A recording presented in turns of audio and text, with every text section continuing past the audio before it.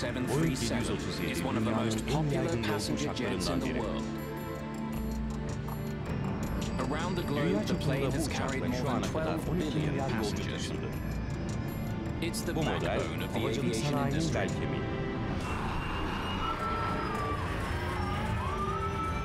But in 1991, something happened on board a 737 that sent shudders through the world of aviation. Aman Tanrım. A deadly crash as investigators scrambling. Bir ara bunu çözebileceğimizden kuşku duymaya başladım. Bir seri katilin peşine düşmüş gibi. The hunt for answers will take 10 long and grueling years. The fate of the airline industry hangs in the balance. And the mystery isn't solved until more than 150 people are dead.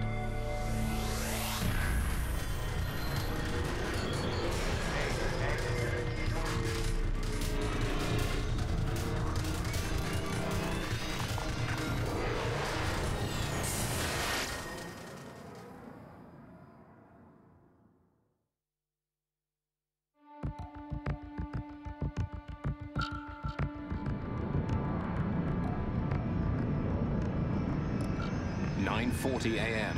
March the 3rd, 1991.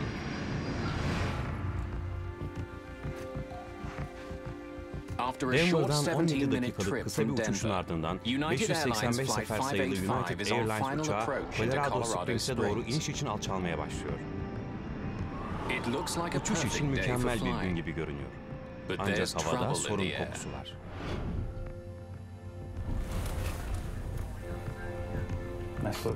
Hava iyi, gökyüzünde sorun olduğuna inanmak zor.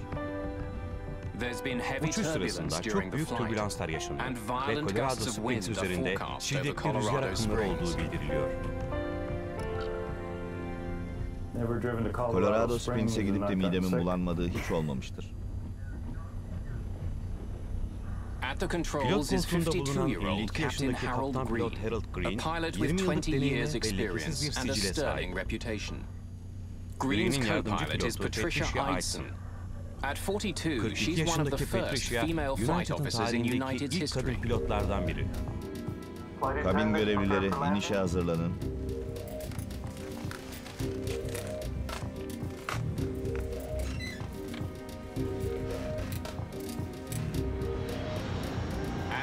Colorado Springs Municipal Airport, Air Traffic Controller James Rayfield is ready to bring Flight 585 in. Uçağı alana indirmeye hazır. United 585 alanı gördüğünüzü bildirin. Tamam mı? Evet. Havaalanı göründü. United 585. İniş takımlarını açın. United 585'e 35 numaralı pist için yaklaşma izni verildi. Hava koşulları. Rüzgar 320 dereceden 25 km hızla. As its speed decreases, Flight 585 becomes more vulnerable to the turbulence. Eidson wants to know what other planes have experienced on landing. Uçuş hızında kayıp ya da artış bildirildi mi? Evet efendim. 150 metrede 90 kilometre düşüş. 120 metrede 27 kilometre artış ve 15 metrede 36 kilometrelik bir artış bildirildi. Maceralı olacak. Teşekkür ederiz. İnişe başlıyoruz.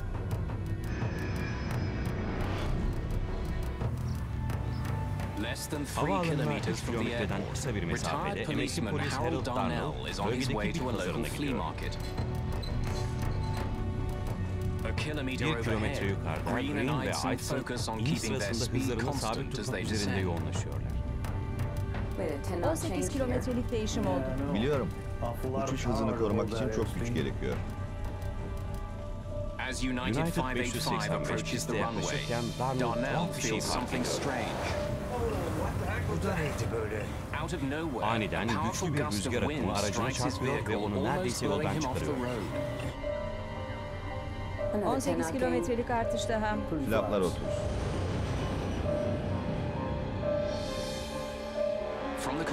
James Rayfield kontrol kulesinden uçuş 585'in son yaklaşımını görebiliyor. Uçak havaalanına yaklaşırken yolculuk daha sarsıcı bir hale alıyor. Vay canına. 300 metredeyiz. Ansas'ın 737 kontrolden çıkmaya başlıyor. Tanrım dönüyor.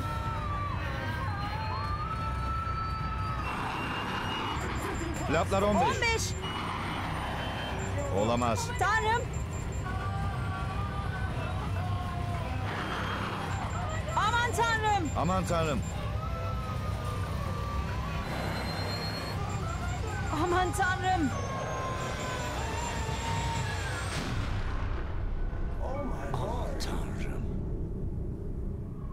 Düştü. Düştü.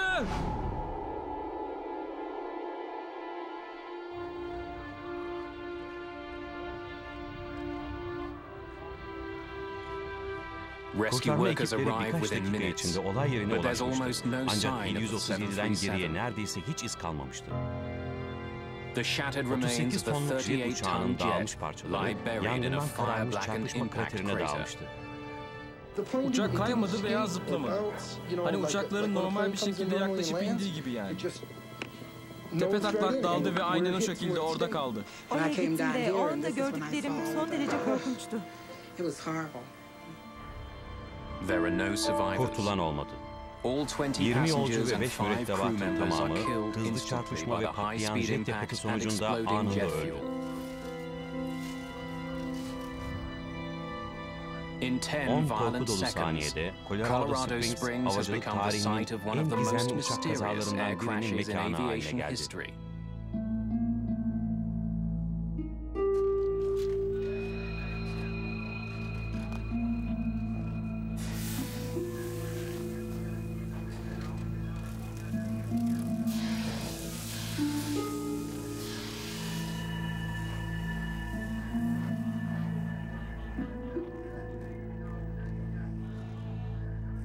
By nightfall, Gece bastırdığında investigators from Ulusal the Ulaşım National Güvenliği Transportation Kurulu Safety Board NTSB'den descend gelen on Colorado müfettişler Springs. Colorado Springs'e gelmeye başladı. Known to insiders Sektörde as tin teneke kickers, tekmeleyenler olarak bilinen NTSB investigators examine müfettişleri over yılda ortalama 2,000 2000 aviation havacılık accidents a kazasını year, inceler. at Ve times bazen by picking düşmüş bir through the uçağın metal metal debris of enkazı fallen arasında çalışmaları aircraft. gerekir. While coroners Adli mark the tıp location of görevlileri insan human remains kalıntılarının in olduğu red, alanları kırmızıyla NTSB işaretlerken investigators mark müfettişler metal scraps of parçaların metal in yerini yellow, sırayla işaretliyor looking for ve clues to help them 585'in solve the gizemini mystery çözebilecek of Flight ipuçları arıyor. 585.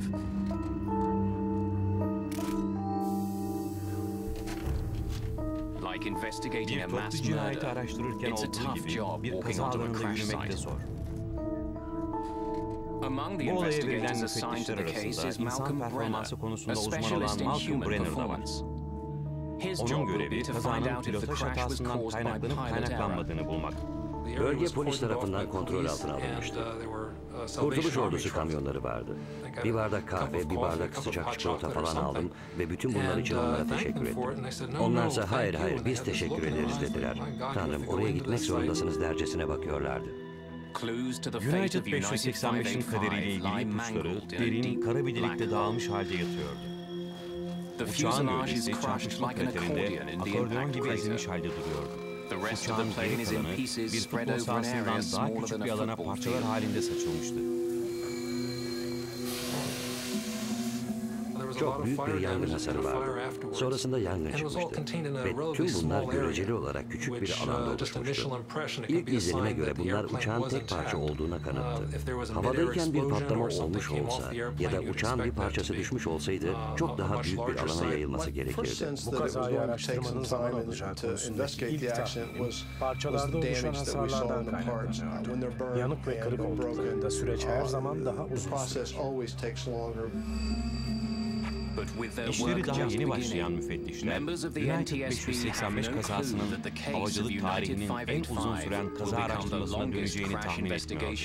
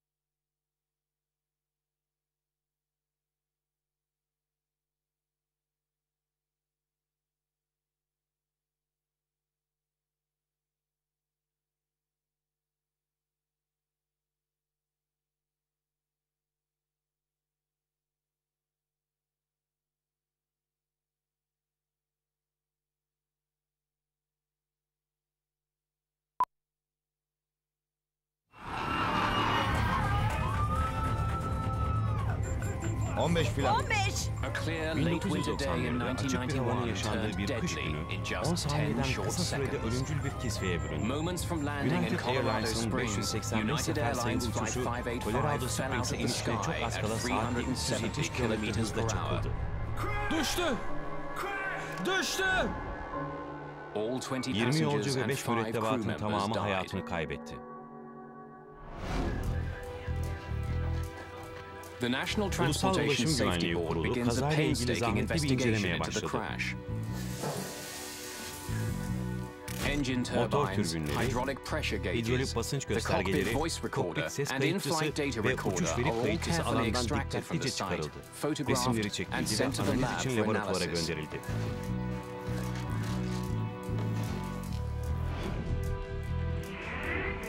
An important first step İncelemenin in the en önemli ilk investigation is the adımlarından analysis of the biri cockpit kokpitteki voice ses recorder. kayıtçısının analizidir. With Havacılık pilot error a felaketlerinin factor in %70'inde pilotaj 70% of hatası air etken olduğu disasters, için Malcolm Brenner'ın Brenner's görevi job is to see kazada what pilotlar role Green pilots ve Green and Eidson'ın ne Eidson tür bir played in rolleri the olduğunu crash. belirlemek. Bu ekip oldukça etkileyici ekiplerden biriydi. Bunu o zaman da hissetmiştim.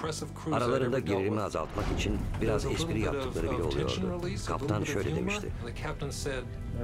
Colorado Springs'e gidip de midemin bulanmadığı hiç olmamıştır. Yardımcı pilot güvenlik payı olarak hızlarını artırmalarını önerdi. Kaptan da bu görüşe katıldı.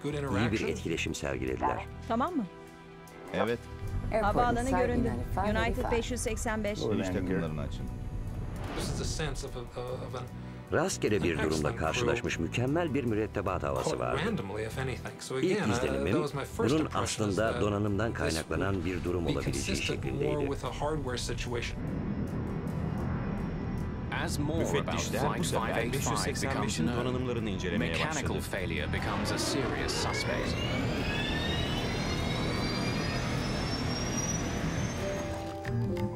It Uçağın appears uçuş increasingly kontrolleriyle likely ilgili that the feci bir plane sorun had suffered a yaşadığı giderek daha catastrophic olası problem görünmeye with its başladı. flight controls. Investigators quickly Müfettişler become burnunun suspicious arkasında of the bulunan rudder dümenden at the back of the kuşkulanıyordu. tail. Uçağın dönüşüne yol açan duruma katkısı olmuş olabilecek başka uçuş kontrolü birimlerini elemeye odaklandık. Önce dümene bakarak başladık. Yukarı kaldırın, böylece bakabileyim. Müfettişler kaza alanında dümeni incelemeye başladı. Ama çarpışmanın şiddeti işlerini son derece zorlaştırıyordu. Neredeyse hiçbir şey kalmamıştı. Uçağın parçalarının büyük bir bölümü teste el vermeyecek kadar ezilmiş ya da yanmıştı. Ancak önemli bir parça bir ölçüde iyi durumdaydı.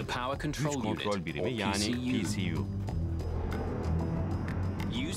Uçuş sırasında özellikle inişlerde sürekli kullanılan PCU, arabaların hidrolik direksiyonu gibi bir işleve sahiptir. Pilot dümen pedalına bastığında PCU, hidrolik sıvı kullanarak pilotun ayaklarının hafif hareketlerini 737'nin muazzam dümenini hareket ettirmek için gereken basınca dönüştürür. PCU'nun kalbi, dual servo valve olarak adlandırılan bir araçtır.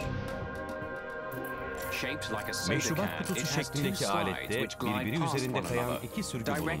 Bu şekilde dümeni hareket ettiren basınçlı hidrolik sıvının akışı yönlendirilir.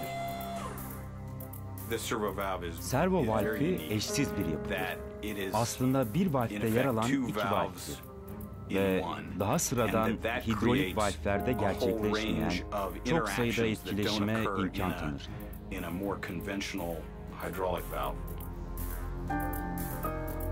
Bir teknisyen güç kontrol birimini açtığında hidrolik sıvı içinde yüzer halde metal parçacıkları bulunur. Bu rahatsız edici bir bulguydu. Bu parçacıklar servo valfinin kilitlenmesine yol açarak uçağın dümeninin kullanılmasını imkansız hale getirebilirdi. Ürpertici bir kuşku olmuştu. Mikroskobik bir hata 38 tonluk bir jeti düşürebilirdi. Phillips açısından bunu söylemek zordu. Enkazın geneline göre daha sağlam durumda olmalarına rağmen PCU ve dual servo valfleri hasarlıydı. Uçak düştü ve çok dar bir alanda yandı. Uçuş kontrol parçaları, test ettiğimiz ve göz atmamız gereken nesneler üzerinde bolca hasar vardı. Parçalardaki hasar arttıkça ölçümler ve işlevsel testler gerçekleştirmek o kadar zorlaşır. Phillips elindekileri test etmek için Kaliforniya'ya gidip dümen kontrol biriminin yapıldığı Parker Hannifin laboratuvarlarına uğradı.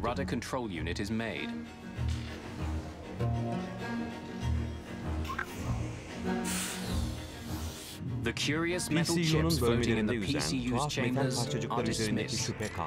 Phillips is told that filters keep them out of the delicate servo valve that directs fluid and moves the rudder. Nothing else is found that could explain any sudden movement of the rudder on Flight 585.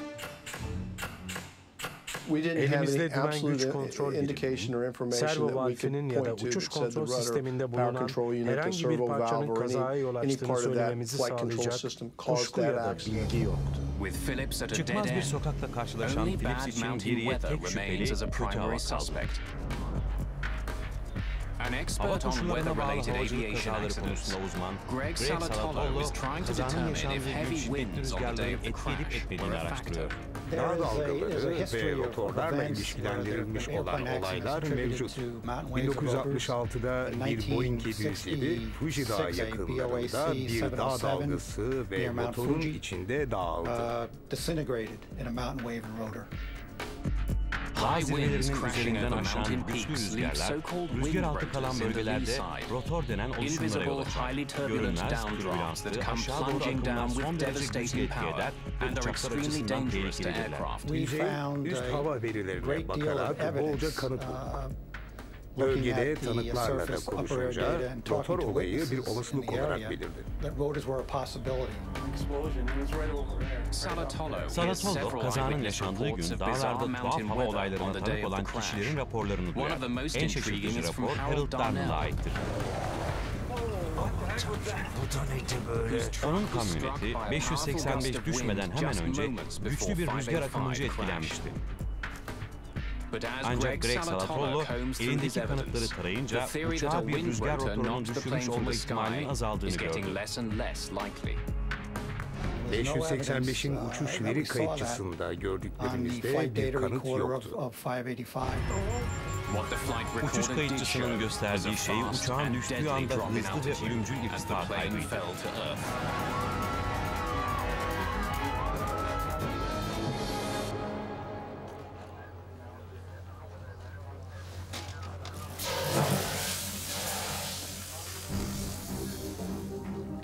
United Airlines'a ait 585'in düşüşüyle ilgili inceleme başlayalı 21 ay oldu. NTSB neredeyse 2 yıl boyunca ekibi hava koşullarını, dümeni ve binlerce kanıt parçayı inceledi. Hepsinden de elleri boş çıktı. Tarihinde 4. kez NTSB bir sonucun yer almadığı bir rapor yayınladı. 585'in düşüşünün nedeni belirlenememişti. Araştırmaya çok zaman ve çaba ayırmıştık ancak neler olduğundan emin olamıyorduk. Bir seri katili takip eder gibiydi. 585'i çözemedikleri için hüsran içindeydi. Bunun bir daha olmasını istemiyordu. Ancak 585 ile ilgili raporun yayınlanmasından neredeyse 2 yıl sonra katil tekrar harekete geçti. Açık, rüzgarsız bir günün akşam 7'sinde US Air'in 427 sefer sayılı uçağı Pittsburgh'e yaklaşıyor. Kaptan Peter Germano ve ikinci pilotu Chuck Emmett son yaklaşmaya hazırlanıyor. Kokpitten bildiriyorum. 10 dakika içinde inmiş olacağız. Hava güneşli, biraz ayaz var. Uçuş görevlileri lütfen iniş için hazırlansın. Emniyet kemerlerinizi kontrol etmenizi rica ediyorum. Teşekkürler. Havaalanına yaklaştıkları sırada pilotlar 10 kilometre önlerindeki bir başka uçağın durumuna bakarlar. Trafiğe bakıyoruz. US Air 427 100 yönüne dönüyor. Jetin hava akımını görüyorum. Diğer uçağın geride bıraktığı türbülansın içinden geçtikleri sırada jetleri aniden tehlikeli bir şekilde sola dönüyor. Lanet olsun. Tamam, tutun. Pilotların yaptığı hiçbir şey etki etmiyor.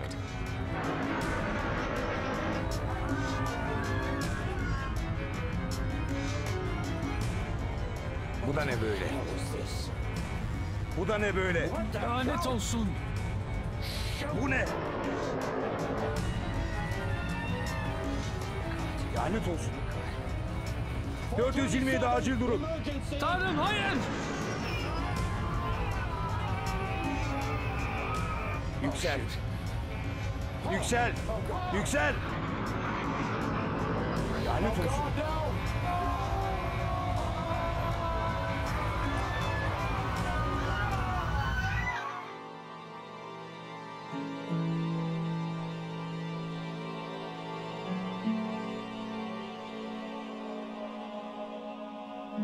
Kurtarma ekipleri hemen intikal ediyor.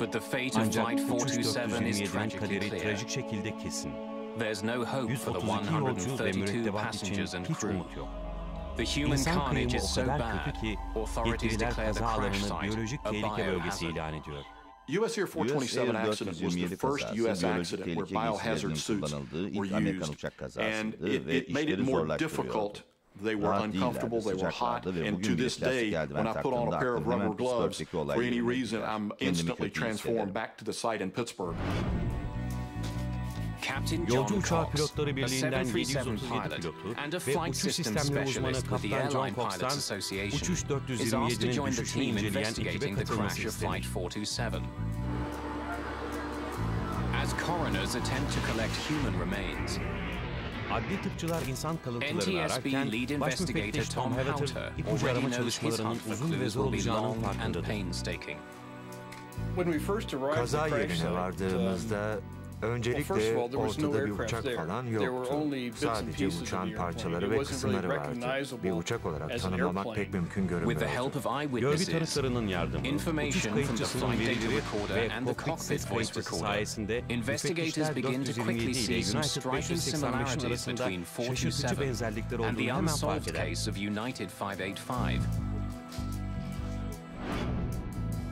Aslında bunlar birbirinin kopyası gibi görünen kazalardı. Son alçalma sırasında United 585 sağa savrulmuş, US Air 427 ise sola savrulmuştu. Aman Tanrım! Aman Tanrım! İki uçağın mürettebatı da hazırlıksız yakalanmıştı.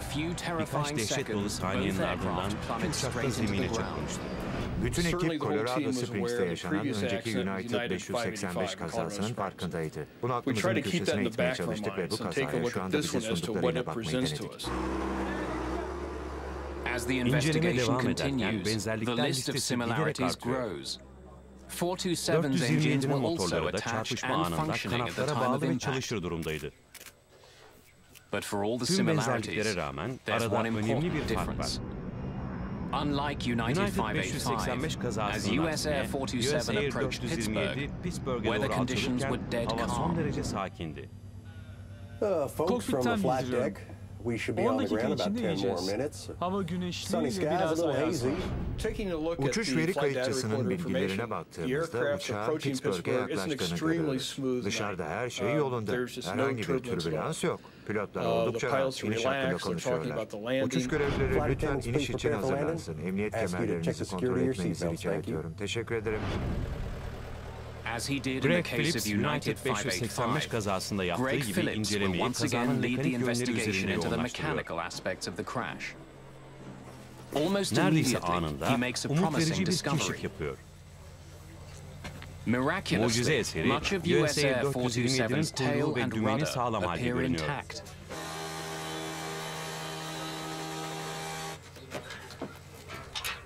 The hydraulic devices inside the tail have also sustained very little damage. Phillips ve Hatter parçaları en kısa sürede test edilmeleri için üretici Parker Hannifin'a göndermeye hazırlanıyor. Yanıtlara ihtiyaçları var. NTSB üzerinde kazanın nedenini bulmaları için baskı oluşuyor. Uçuş 585 ve 427 kazaları tedirgin edici ölçüde benzer olmanın yanı sıra her ikisinde de aynı tür uçak yer alıyor. Boeing 737. Ancak uçağın güvenliğiyle ilgili ciddi soruların sorulmasıyla milyarlarca dolar, hatta sivil havacılık sektörünün geleceği risk altında. Müfettişler olarak elimizde çözülmemiş 2737 kazası olmasını kaldıramazdık. Uçak dünyanın dört bir yanında çok fazla ve yaygın bir şekilde kullanımdaydı. It carries too many people every day. Unsolved was not an acceptable answer. If 427 was an undetermined accident, we could not find the cause of this accident. There was a great chance that if there was a third accident with the 737 fleet under similar circumstances, that the 737 fleet would have been grounded.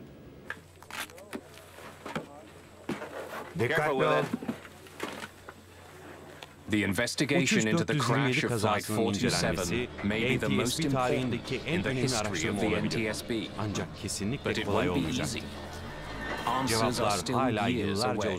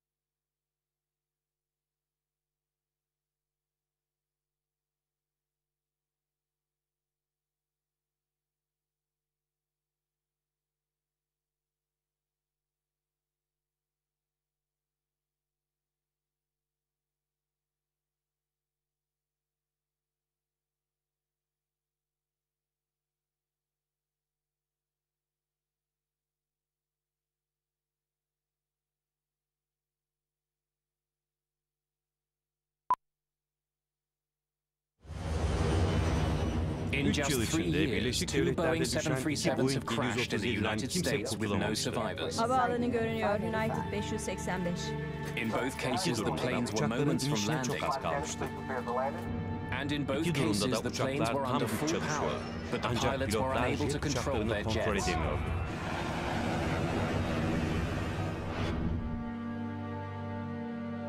In the crash of United Flight 585, NTSB investigators were unable to find a cause. Now they're searching for clues into the second crash, US Air Flight 427. Sorumlu müfettiş olarak bu incelemenin belirsizlikle sonuçlanabileceğini düşünmedim hiç. Sadece işimizi yaptık ve araştırmaya devam ettik. Araştırılacak bir şeyler bulduğumuz sürece devam ettik. Müfettişler katili bulmak için hiçbir ihtimali göz ardı etmiyor. Uçaklarla yaşanan çarpışmanın 457'yi düşürme ihtimalinden tuhaf teorilere varana kadar. Elektromanyetik parazit olup olmadığına baktılar. Bazıları arayıp bunun Rus ölüm ışınları olduğunu söyledi. Her şeyi dikkate aldılar. Birkaç tanık uçağın bir anda alçaldığını ve askıda kaldığını, sonra da patladığını bildirdi. Bunları dikkate almadık. Ancak incelemenin başlıca şüphelisi, 737'nin dümenini hareket ettiren Hughes kontrol biriminin bir parçası olan ve United 585 kazasında